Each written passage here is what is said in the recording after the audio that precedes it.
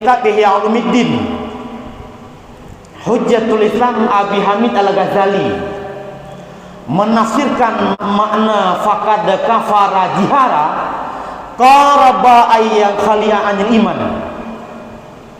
Artinya orang yang meninggalkan salat dalam keadaan sengaja, potensialnya adalah akan dicabut nyawa oleh Allah Subhanahu wa taala dalam keadaan tidak membawa iman. Nah, kemungkinan raya apabila gedenya kubah sembahyang dalam keadaan sengaja, hana tengok kan dua tu. Adapun topik isi pembicaraan khutbah ni bauro yang sangat jerongnya terkait dengan ibadah sembahyang adalah penjaga iman serta ketauhidan ditanya. Tuku-tuku Bandung, salah seorang ulama terkemuka dalam madhab Imam Syafi'i, Syekh Ahmad bin Ahmad Al-Qalindi, terkait dengan ibadah sembahyang, beliau mengatakan hiya afdal arkanil Islam ba'dal iman. Sembahyang itu adalah perintah Allah Ta'ala yang paling afdal, yang paling dominan setelah ibadah iman dibandingkan dengan rukun-rukun Islam yang lain. Artinya hadirin sekalian, tidak ada perintah Allah Ta'ala yang paling luar biasa besarnya. Oleh perintah iman hanalah ini yang paling raya cip ibadah atau perintah sembahyang, perintah ngabdi kepada Allah Subhanahu wa taala. Dalam Al-Qur'anul Karim, Allah Subhanahu wa taala juga dengan tegas mengatakan wa ma khalaqtul jinna wal insa illa liya'budun. Hikmah penciptaan jin dan manusia bandum-bandum tanyonyo, hikmah nepegat nepejil oleh Allah Ta'ala hana lain hanya untuk beribadah, mengabdi kepada Allah Subhanahu wa Ta'ala. Juga terkait sembahyang juga Rasulullah Sallallahu Alaihi Wasallam, belak-belakan Rasulullah mengatakan dalam sebuah hadis riwayat Imam Bukhari Muslim, memerintah salah seorang sahabatnya Mu'ad bin Jabal untuk pergi ke negeri Yaman. Akhbirhum anna Allah Ta'ala qad farada alaihim khamsa salawatin fi kulli yawmin wa laylatin. Wahai Mu'ad, pergilah ke negeri Yaman, sampaikanlah, beritakanlah kepada masyarakat bahwa Allah Subhanahu wa Ta'ala telah memerintahkan, mewajibkan sembahyang sehari semalam 5 waktu. Dari sini hadirin sekalian dapat kita simpulkan bahwa perintah salat adalah perintah yang luar biasa raya terhadap kita manusia. Dan juga hadirin sekalian, dalam persyaratan kewajiban sembahyang dalam berbagai macam kitab, para ulama disebutkan, Imam An-Nawawi dalam Minhajnya mengatakan innama tajibus salah ala kulli muslimin balighin aqilin tahirin. Hanya saja kewajiban salat itu diwajibkan khusus buat orang yang Islam, yang kabalik, katruhumu, berakal, serta suci baurinang daripada haid dan nifas. Artinya hadirin sekalian, selama kita mukmin dan kita balik dan kita nakai kan pungo tu menyebaurinang suci daripada haid dan nifas, hana halangan tu. Dalam kondisi apapun sembahyangnya tetap diwajibkan, tidak boleh ditinggalkan. Beda hadirin sekalian dengan ibadah-ibadah yang lain. Katakanlah puasa Ramadan boleh gedenya kubah, sakit katakanlah naudor jid gedenya kubah boleh kita tunaikan kembali di lain waktunya. Tapi sembahyang dalam keadaan bagaimanapun tidak diperkenankan untuk meninggalkannya. Sehingga urusan tuan sekalian, memang menan ketentuan persyaratan kewajiban sembahyang mengenai dengan dosa meninggalkan salat dalam waktu susah. Hana beda dosa ji hurusin tentuan sekalian meninggalkan salat dalam waktu senang. Karena Allah Subhanahu wa taala tidak mewajibkan salat khusus buat orang yang senang. Tinggal hana peng gasin tu dak ubah sembahyang. Hana kurang dosa membaca pun dibandingkan meninggalkan salat dalam keadaan kaya tu. Karena Allah Subhanahu wa taala tidak mewajibkan salat khusus kurang kaya. Begitu pula takubah sembahyang hadirin sekalian dalam keadaan sakit tu. Hana kurang dosa mau bedoi po dibandingkan meninggalkan salat dalam keadaan sehat.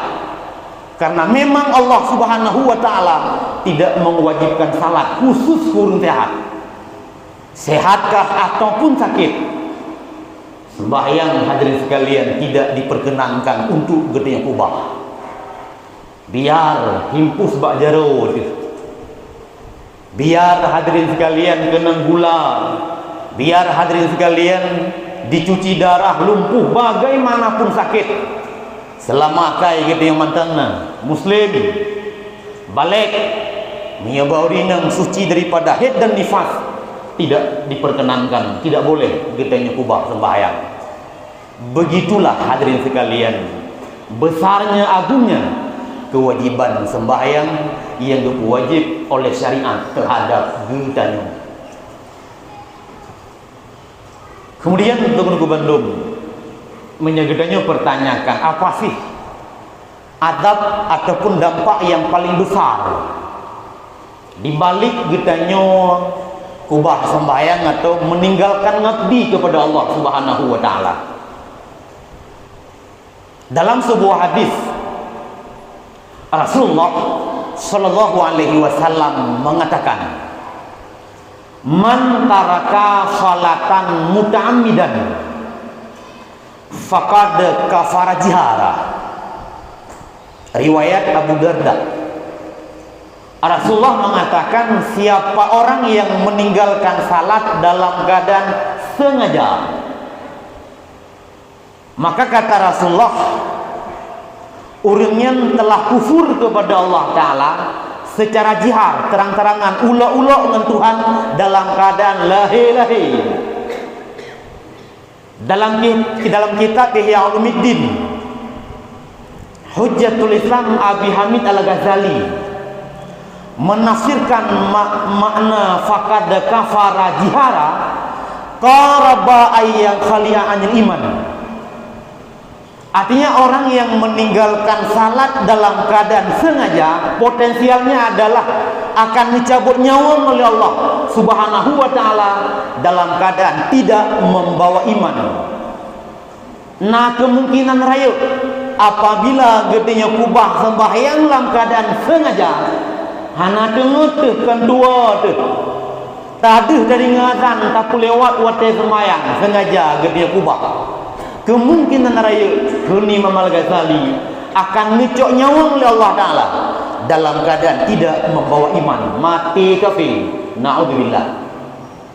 Itu salah satu dampak, konsekuensi yang paling raya hadirin sekalian di hidunya apabila gedenya meninggalkan salat.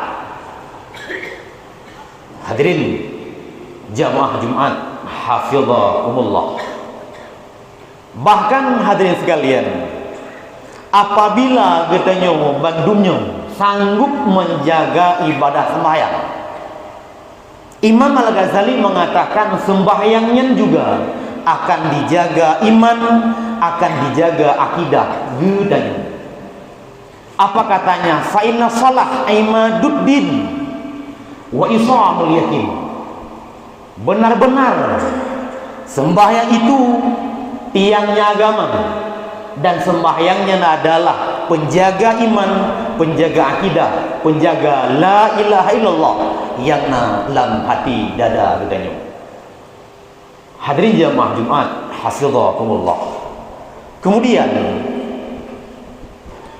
Bagaimana hadirin sekalian gedanya menjaga salat agar termasuk orang-orang yang menjaga sembahyang? Bagaimana langkahnya, tipsnya? Setidaknya hadirin sekalian nalheboh perkara. Yang pertama gekun jaga sembahyang adalah menjaga sembahyang supaya tidak keluar daripada metodenya, tidak keluar daripada ilmunya, tidak keluar daripada kaifiat tata cara yang kalih digarih ataupun telah dibuat di dalam syariat. Artinya sembahyangnya hadirin sekalian baru dianggap sah apabila memenuhi 3 unsur. Yang pertama, sembahyangnya pasti baru sah sanggup gitu jaga seluruh persyaratannya, beset syarat sembahyangnya baru sah tunggu Bandung. Yang kedua, sembahyangnya baru dianggap sah dalam syariat apabila memenuhi segala rukun-rukunnya, rukun leblah.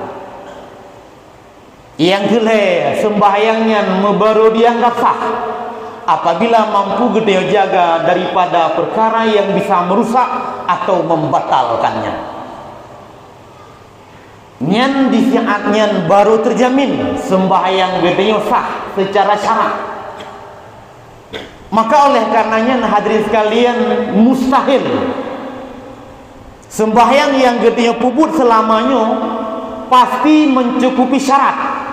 Apabila yang menjadi persyaratan sembahyang tidak pernah gede belajar, mungkin sembahyang yang kagede puput selamanya pasti set rukun-rukun, hana musabah rukun yang tertinggal.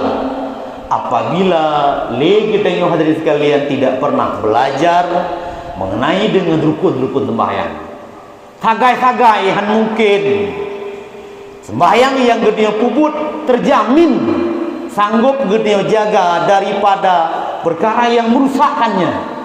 Jika memang yang menjadi pembatalan salat tidak pernah gede ilmukan, artinya hadirin sekalian pasti ibadah gede sah apabila terpuput ibadahnya berlandasi dengan ilmu, bukan dengan tiru-tiru. Rukun heblah manteng hadirin sekalian dibagi nah sifatnya fi'li, fisik, nah sifatnya kauli, ucapan, nah sifatnya kalbi, hati. Hadirin sekalian, katakanlah fisik bisa tak ikut, tak ugap ruku, tak ruku. Katakanlah ucapan bisa genio ikuti, tadi mungkin budoi, tapi hati bagaimana diikuti hadirin sekalian. Maka pasti sah ibadah yang gedenya puput apabila gedenya puput berlandasi dengan ilmu. Kan Nabi dalam sebuah hadis, hilaku ummati fi syai'aini, umat ini binasa, hancur disebabkan 2 perkara. Pertama, tarkul ini, mereka meninggalkan pengetahuan, tak mau sekolah, tak mau ngaji, hendak tinjak merenung. Itu penyebab kehancuran umatku ini. Yang kedua, wajamul mali, umatku itu binasa karena mereka selalu hidupnya hari dan malam kumpulkan materi, memperbanyak uang ataupun harta, sehingga hana jeda, hana waktu hadirin sekalian gedenya tuntaskan fardu ataupun beban yang telah Allah pundakkan kepada gedanya. Maka oleh karenanya hadirin sekalian, wajib gede minta peng. Talabul halal faridah dalam hadis yang lain, hukum minta harta halal wajib. Tapi jangan sampai ya tuan sekalian, tidak ada jeda hanawate untuk gedenya pegelar farduin dengan Allah Subhanahu wa taala. Binasa umatnya kun Nabi. Nah, 2 perkara penyebab. Pertama, mereka meninggalkan pengetahuan, tak mau belajar. Tinjak pula, anda tinjak bertunggu, anda tinjak bernawa agama.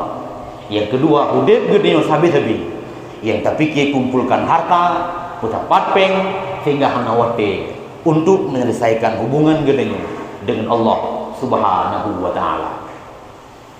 Kemudian hadirin sekalian, yang kedua, baru dianggap getanya menjaga ibadah sembahyang.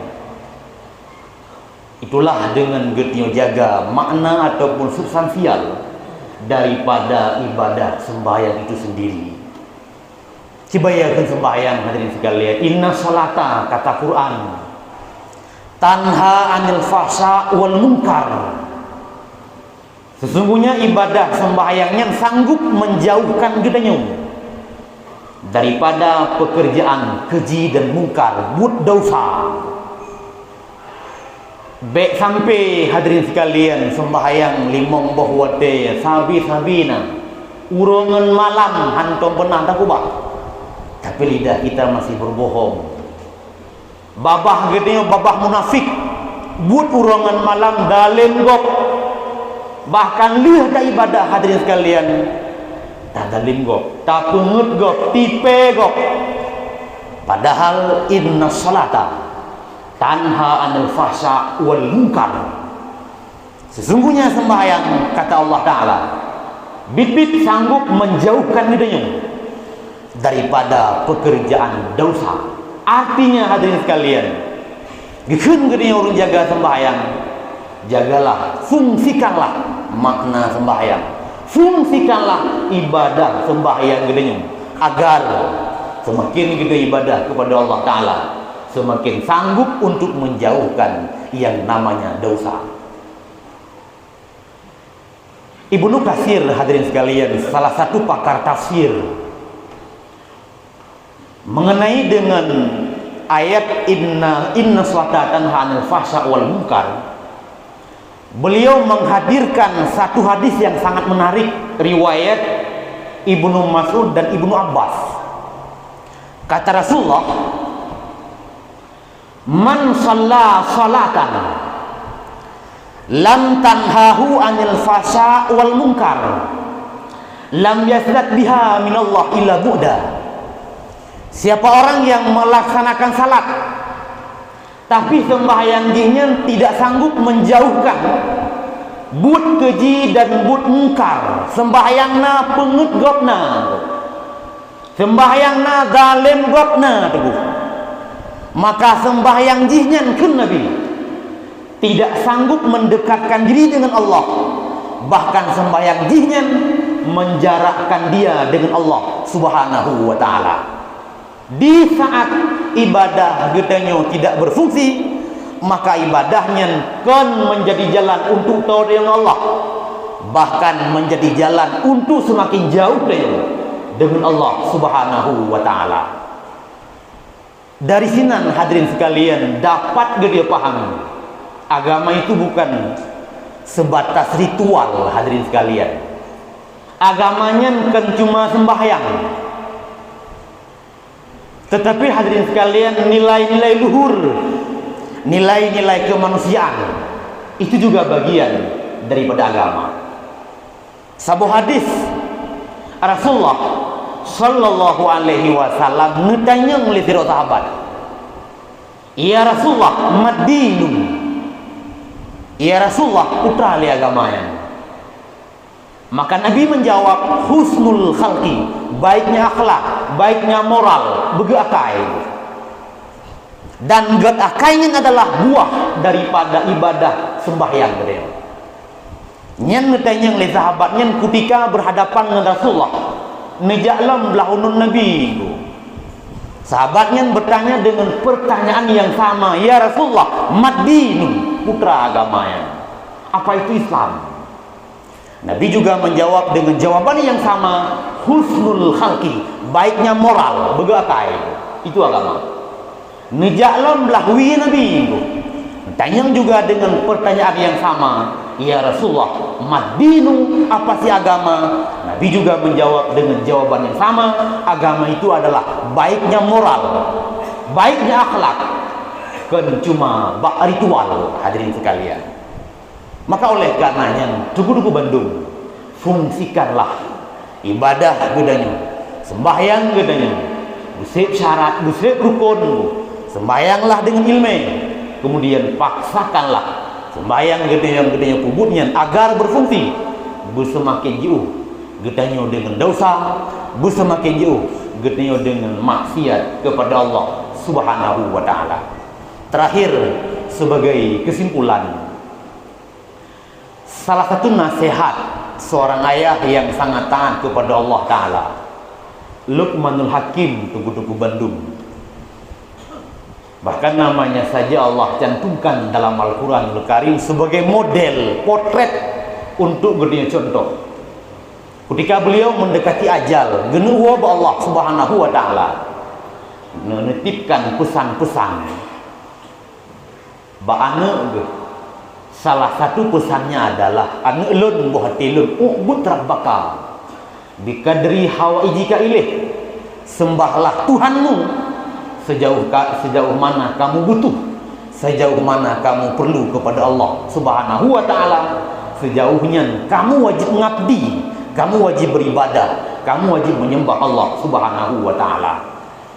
Mandum dan nyonyoh hadirin sekalian, ciptaan Tuhan yang namanya ciptaan pasti butuh kepada pencipta. Maka sejauh mana butuh gedenya kepada pencipta, seharusnya sejauhnya gedenya beribadah, gedenya ngabdi kepada Allah Subhanahu wa taala. Mudah-mudahan hadirin sekalian, manfaat pertama sekali bagi pribadi yang sampaikan. Mudah-mudahan juga manfaat gedenya Bandung hadirin jamaah Jumat hafizhakumullah.